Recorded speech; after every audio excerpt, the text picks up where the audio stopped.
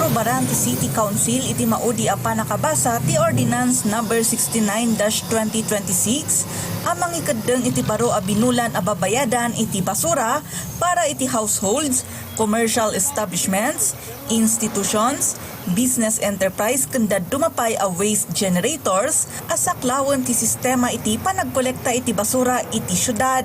Ti baro a bayad ket manipod 200 pesos aging ga iti 1,200 pesos tunggal bulan.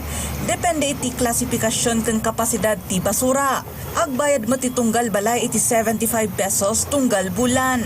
May basar iti ordinansa, otomatiko at 10% increase ti bayadan iti tunggal talo atawen mangrugi inton 2027.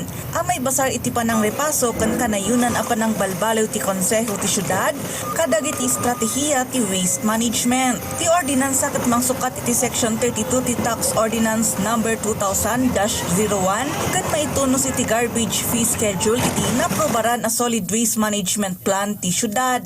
Ikagkagumaan na pay daytoy nga ordinansa a papigsaan dagiti programa ti panangkasay iti basura, panagrecycle ken sustainable a panagkolekta ken panangibeleng iti basura, a maitunos iti Republic Act number 9003 wenno ti Ecological Solid Waste Management Act of 2000. Iti agdama, agarop 250 million pesos titinawon a gastos ti syudad iti panangimanihar iti basura.